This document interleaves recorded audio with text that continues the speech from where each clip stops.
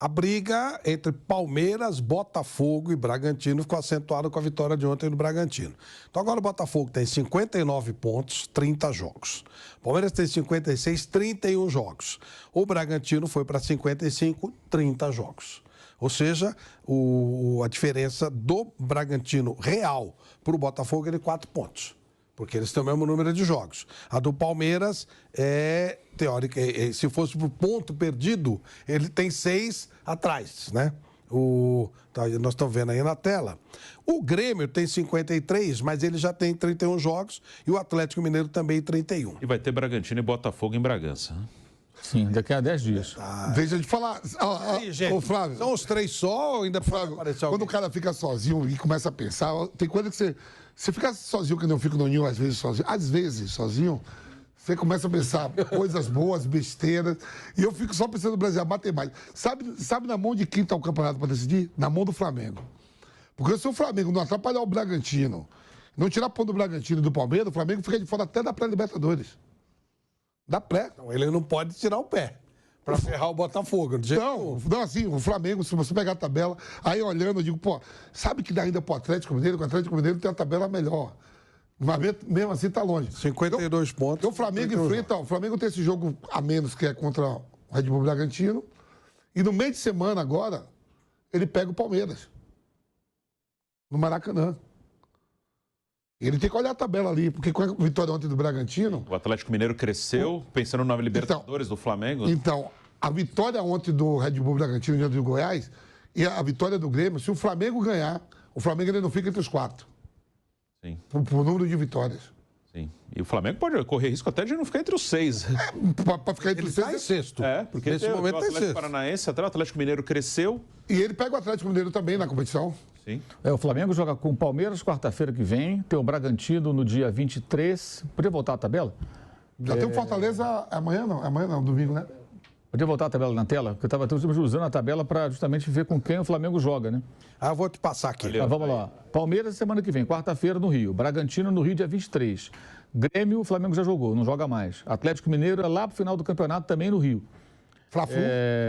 E tem o Fluminense também, que é entre o Palmeiras e o Bragantino. Fortaleza tem esse jogo agora. aí. O Fortaleza nesse domingo São agora. Paulo na última rodada. Fortaleza E São fora, Paulo, Palmeiras rodada em fora. casa. Essa é a hora certinho, ó. Fortaleza fora, Palmeiras em casa, Fluminense em casa, Bragantino em casa, América fora, Atlético Mineiro em casa, Cuiabá em casa e São Paulo fora. Isso. Esses são os do... Dura a tabela do Flamengo.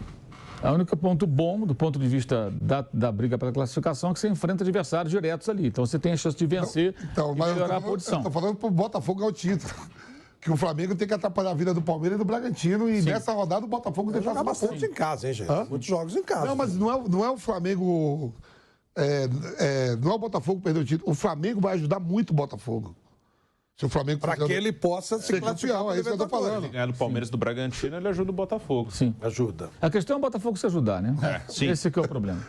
Sim. Botafogo tem que se ajudar também. Parar de disparar com chororô e se ajudar. Esse que é o problema do Botafogo. Mesmo quando tem razão com uma situação de arbitragem, o Botafogo resume tudo à arbitragem. Não é tudo a arbitragem. Aquela linha de passe no terceiro gol do Palmeiras é culpa da arbitragem? Primeiro, vamos O lembrar o árbitro gol. também não bateu o pênalti do Tiquinho. Vamos lembrar a jogada. A bola sobra lá na ponta direita, quem vai buscar é o Hendrick. Ninguém aproxima nem para diminuir o espaço. Cara, chega perto, dificulta o cruzamento, né? O cara tá cruzando, parece que é treino, sabe? Sem marcação. Foi outro jogo do Vasco, eu tava vendo o Vasco. Aí, eu digo, então, aí inverte. Diminui. O Gustavo Gomes, ele escora para o Flávio Lopes, tinha acabado de entrar, sem sair do chão. E o Flávio Lopes do lateral direito lá, como é o... De plástico. O menor dos zagueiros. E ele se abaixa, o Flávio Lopes se abaixa para cabecear na pequena área. E o último gol, uma piada, você tomar um gol daquele, o Murilo sozinho, só chapa para dentro do gol, parece gol de treino. Sabe quando não tem ninguém marcando? Parece cone, né? Cone, Bota os cones e fica treinando uma jogada de cruzamento só para melhorar a pontaria, tal, onde me posiciono e tal. Aí chapa para o gol. Quer dizer, isso tem culpa da arbitragem. O Tiquinho perdeu o pênalti, tem culpa da arbitragem. Eu achei a expulsão do Adrielson um erro e achei que o pênalti não houve. Também ficou nessa... A favor do Botafogo. Concordo. Eu discordo das duas. Porque eu entendo, assim, é meu entendimento de futebol, que o Adrielson, eu acho que ele faz um desarme. A bola não está sob o controle. Aliás, o Carlos Eugênio Simon tem essa opinião também. Entre os ex-árbitros, com essa polêmica toda, ele disse isso, eu concordo. Ele fala, a bola não está sob o controle do Breno. Ele toca na bola, você perdeu o controle da bola. no máximo um cartão amarelo pela rispidez da jogada. A expulsão acho um exagero, uma interferência nociva, como tantas do VAR. E o não houve. Para mim, o Rony rela na bola, aí o Tiquinho perde o controle da bola, já cai logo, desaba dentro da área e acabou, né? Depois tem um choque também. Isso na Alemanha não seria marcado nada, na França. Aqui eles marcam tudo, chamam e acabou. Mas não pode ficar só reclamando disso. A virada do Palmeiras foi um negócio histórico, heróico.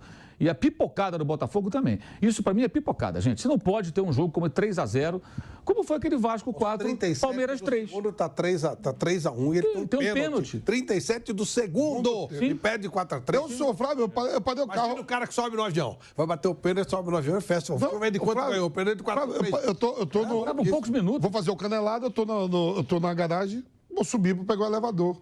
Quando eu chego aqui no estúdio, 3-2, eu falei, pô, como foi? O cara falou, perdeu o pênalti, já tomou.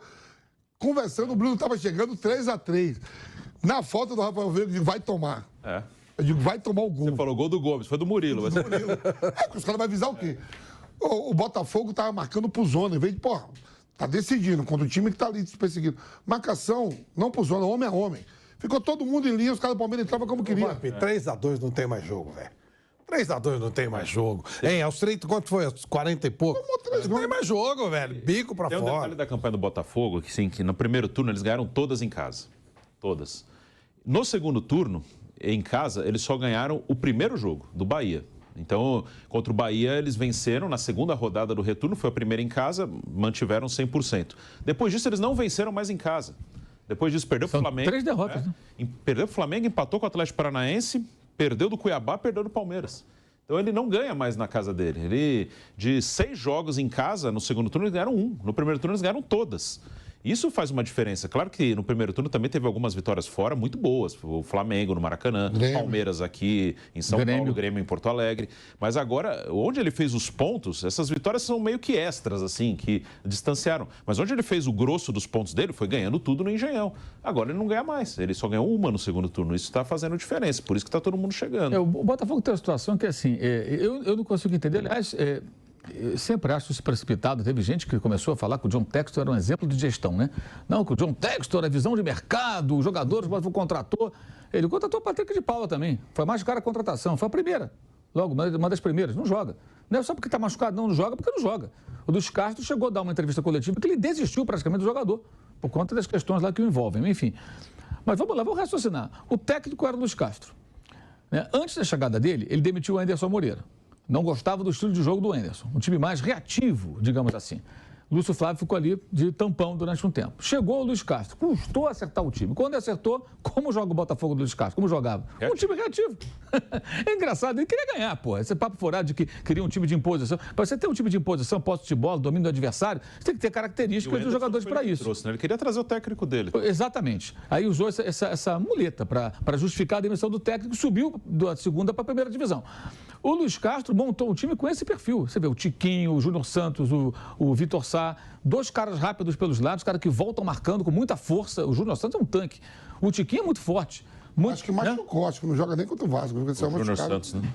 Então, assim, você montou um time para isso. E funcionou 12 jogos com o Luiz Castro. Aí o Luiz Castro, houve lá o chamado saudita, né? Os petrodólares, falou, opa, tô indo, hein? Vou embora. Quem assume o time? Lúcio Flávio? Não, Caçapa. Pegaram o Caçapa, que é lá do Lyon, né, lá na França, e puseram por 4 jogos. O Lúcio Flávio era auxiliar dele. Vem cá. Ok, então eu chego à conclusão que o Lúcio Flávio nem para auxiliar por 4 jogos serve.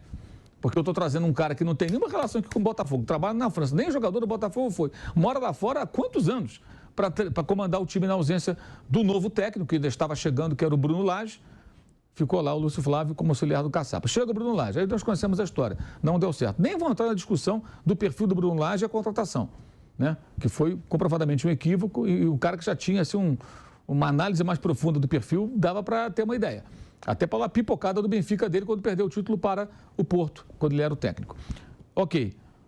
Demitido o Bruno Lage, segundo o noticiário dos colegas que cobrem o dia a dia do Botafogo, os jogadores pediram ao dono que trocasse o comando técnico, depois que ele barrou o Tiquinho contra o Goiás, né? Foi empate. Ele atende os jogadores. Você imagina os jogadores chegando para o Marcos Braz, o Landinho, falando assim, ó, demitam o técnico. Eles não fizeram assim, né? De certa forma, eles demitiram o técnico de outra forma. Mas imagine que fosse uma coisa explícita. Ou do Corinthians. O Luxemburgo foi demitido. Imagine se os jogadores fossem lá e pedissem a saída dele ou do Vitor Pereira no ano passado. O que todo mundo falaria? Estou citando só 2 clubes, tá? Que geralmente são sempre muito controversos, Corinthians e Flamengo. Aquilo foi entendido por muita gente como uma coisa normal. Eu estou ainda meio estupefato com isso, cara. Os caras foram lá, não queremos esse cara. Vocês querem quem? Olha a gestão do Botafogo. Queremos o Lúcio Flávio, que é amigo? Puseram o Lúcio Flávio, mas não servia para ficar em 4 jogos. O Botafogo é mal treinado, gente. A gente vê esses gols no final. Ah, mas tinha um jogador a menos. Um jogador a menos faz falta pra caramba. Mas numa parte final do jogo, você está em vantagem no placar, os 9 homens de linha bastam para você ter uma defesa bem estruturada e suportar uma pressão. Você pode até tomar um gol. Numa jogada genial do Hendrick, aliás, o segundo gol dele é espetacular, naquela bola. Ele finge que vai chutar e... Ajeita com o joelho, driba com o joelho. Aliás, eu queria... Depois você para esse gol, que eu quero saber se vocês acham que foi de propósito ou se bateu por acaso. Eu coloquei isso na minha rede social, virou fuzuê. Ele tira com o joelho, ele dá o drible com o joelho. Depois o Kaique separa já preparando pro chute. Tem uma imagem até que mostra de perto que dá uma boa conversa. Mas até você pode tomar um gol, uma jogada genial. Ou, sei lá, uma bola alçada, o cara subiu no último andar, ganhou de 5 sujeitos na cabeça e mandou no ângulo. Mas não foi assim. Os gols foram gols em que o Palmeiras finalizou totalmente livre. Isso, para mim, evidencia o quê? Um time desorganizado defensivamente, mal estruturado, sem nervos para suportar aquele momento.